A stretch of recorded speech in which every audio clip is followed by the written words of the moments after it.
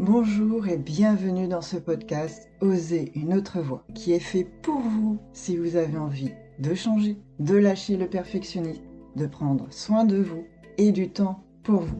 Je vous invite le vendredi dès 6h du matin où je vous partagerai mes astuces, mes déclics, mes réflexions, mes expériences et autres pour y parvenir avec parfois des invités et surtout des livres.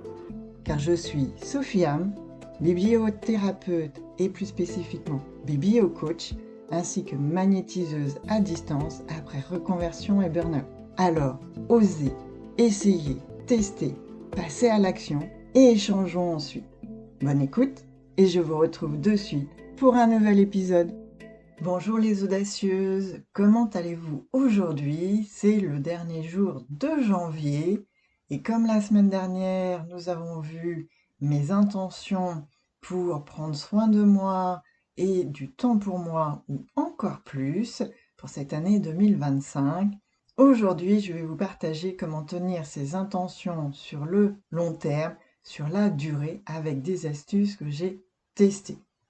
Mais avant tout, comme toujours, commençons par monter dans le slow train, de vous installer confortablement, de choisir peut-être l'endroit ou le fauteuil, l'assise que vous allez choisir pour vous installer aujourd'hui confortablement ou le plus confortablement possible.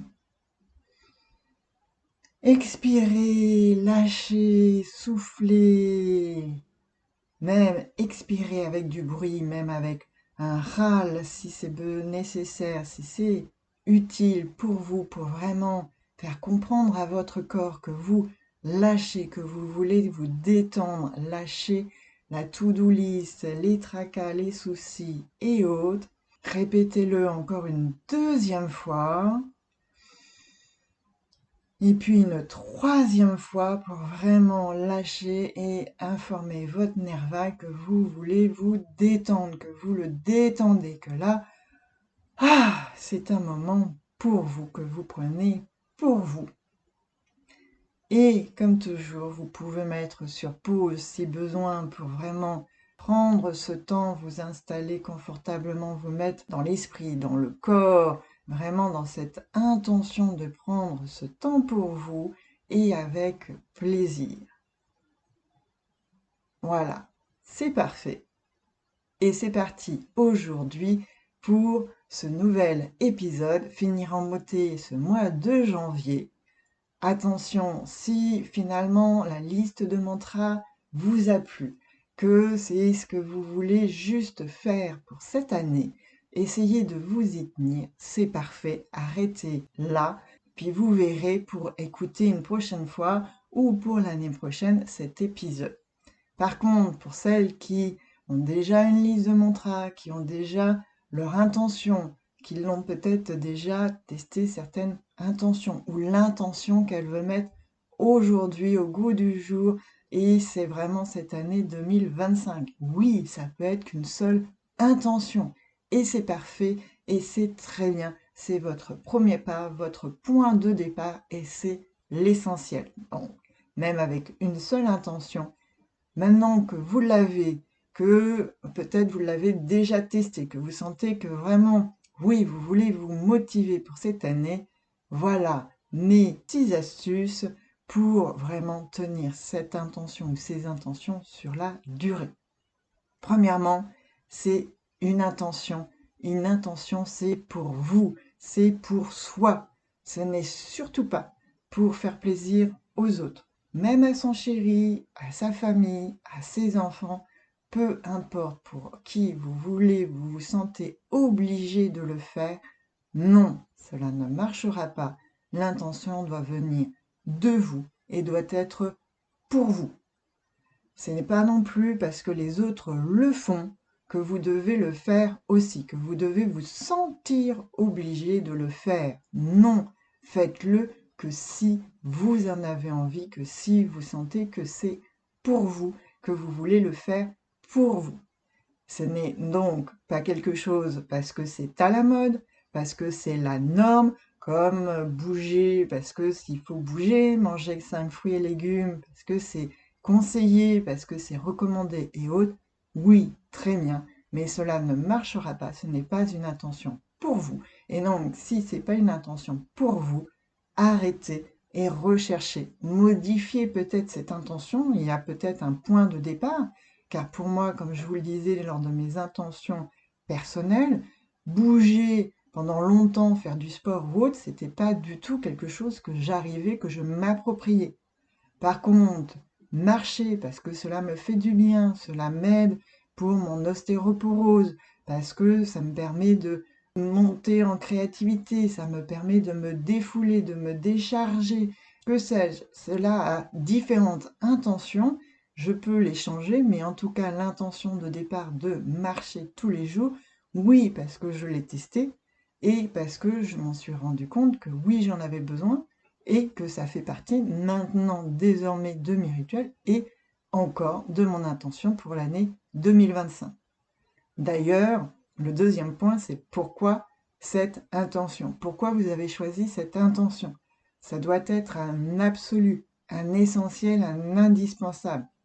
D'ailleurs, si vous réécoutez ou si vous avez fait attention dans l'épisode précédent sur mes 10 intentions, souvent je vous ai dit c'est parce que pour moi c'est un indispensable, c'est un essentiel et c'est absolument pour moi. C'est effectivement lié à une croyance pour moi qui est donc vraie, qui est vraiment indispensable et que je ressens comme telle, même si pour d'autres cela peut paraître insignifiant, peu important ou autre. C'est pour ça que c'est vraiment une intention pour vous et non pourquoi vous allez faire cette intention, la mettre en place, pourquoi vous avez envie d'oser, envie d'essayer de mettre cette intention dans votre quotidien, pourquoi vous la tentez, pourquoi vous voulez vraiment vous lancer avec cette intention en 2025.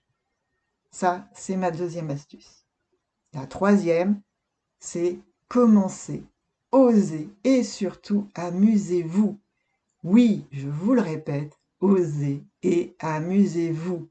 Expérimentez, testez cette intention, voyez ce que cela donne, quelle joie cela peut vous apporter, comment elle vous convient, comment vous l'adaptez, vous l'appropriez. Comme ça, vous allez peut-être pouvoir aussi mieux définir cette intention parce que vous sentez que oui, il y a quelque chose comme moi de bouger, de marcher qui est quelque chose que vous sentez que vous avez besoin, que vous aimeriez mettre en place, mais que vous n'avez pas encore trouvé véritablement cette intention, ce pourquoi.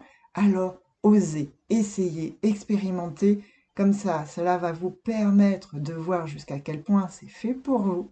Vous allez pouvoir estimer aussi le temps qu'il vous faut pour le faire, combien de temps et combien de fois vous voulez le faire, combien de fois vous avez senti l'envie de le faire, de utiliser un moment de détente et pour vous dire ah bah tiens je mets cette intention, je mets en place mon intention, je fais mon intention et surtout sans aucune pression et surtout des intentions qui sont gratuites où vous n'avez pas d'abonnement à un club payant.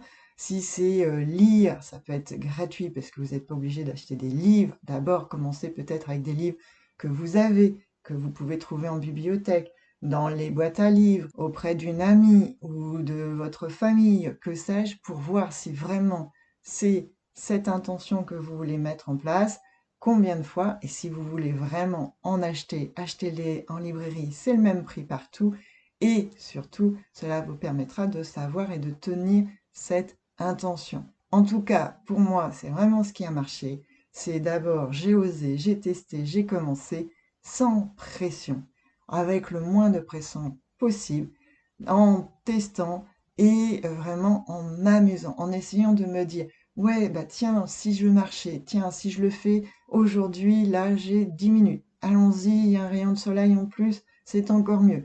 Hop, et puis le lendemain, ah bah tiens, si j'ai besoin d'aller faire tel truc, super, j'en profite, etc., etc. Donc, vraiment, amusez-vous et j'espère que vous allez kiffer cette troisième astuce et c'est peut-être celle-là qui fera la différence.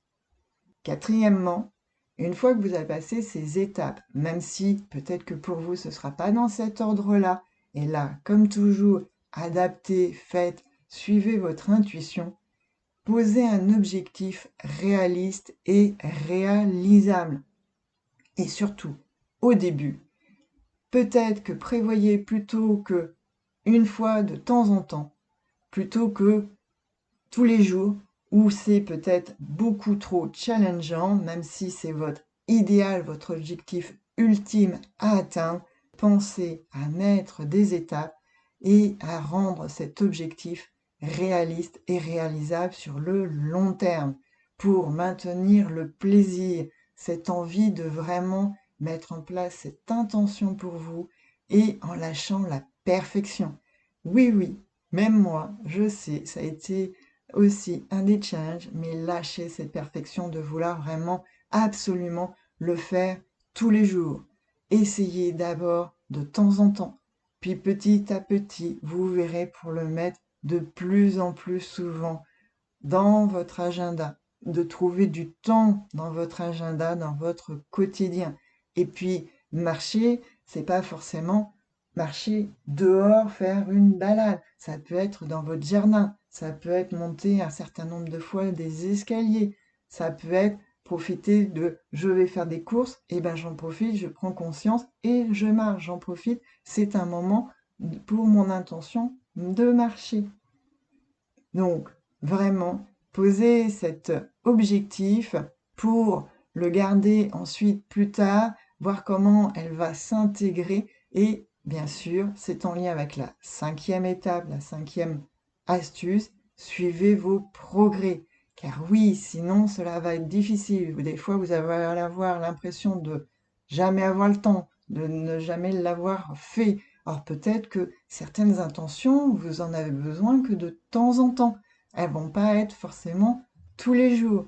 Et donc, le meilleur moyen pour le faire, c'est de suivre vos progrès. Vous n'êtes pas obligé de le mettre sur un tableau Excel avec des formules et autres. Ça peut être juste sur votre calendrier ou dans votre téléphone, dire tiens, aujourd'hui, à telle heure, j'ai fait ça. Pendant combien de temps éventuellement? Ça peut être vraiment tout simple. Notez-le, suivez vos progrès pour ensuite justement ajuster votre objectif, ajuster votre intention pour en éliminer peut-être certaines ou une ou vraiment la modifier totalement, même si il reste l'intention de par exemple lire, mais ça va être dans un contexte différent que vous n'aviez pas imaginé au début. Et enfin, la dernière, ça va être célébrer et gratitude. En tout cas, célébrez votre premier pas, votre premier essai, votre première sensation de bien-être, votre satisfaction, vos progrès, vos améliorations, votre premier objectif atteint, etc. Donc vous le voyez, vous pouvez célébrer régulièrement. Et célébrer, cela ne veut pas dire vous achetez un cadeau, vous achetez un truc super cher, aller au restaurant ou quoi que ce soit. Cela peut être simplement déjà de kiffer cette réussite, cette victoire, de le ressentir, de le noter, de l'exprimer autour de vous ou simplement à une seule personne. Et puis, selon les progrès et autres, oui, si vous avez envie et vous voulez vous faire plaisir, allez-y, allez au resto, buvez votre boisson préférée, que sais-je, invitez des amis. Bref, à vous de choisir, de varier aussi ses plaisirs et de vraiment prendre ce temps pour vous. Voilà, chères audacieuses, voilà mes 6 astuces pour tenir les intentions, ces intentions sur la durée. Et surtout, essayez, commencez, voyez dans quel ordre cela peut être le mieux pour vous et surtout, amusez-vous, testez, osez, prenez du plaisir car oui, une intention, ce n'est pas une résolution, ce n'est pas quelque chose, un objectif qu'on s'assigne ou que l'on reçoit et que l'on accepte de quelqu'un d'autre. Non, c'est une intention pour vous, rien que pour vous et que vous avez choisi. Oui, vous avez le droit de choisir et c'est vraiment important que vous commenciez à choisir vous-même ce que vous jugez important, utile, essentiel, indispensable. Et puis, pour finir, pensez à vous inscrire à ma newsletter et surtout bientôt une communauté. Je vais lancer une communauté, mettre en place enfin une communauté pour échanger avec vous tous, avec vous toutes, que vous écoutiez mon podcast, que vous me suiviez sur ma newsletter, Instagram, Pinterest et autres, pour justement pouvoir vous connaître, vous rassembler et pour que l'on puisse échanger plus facilement.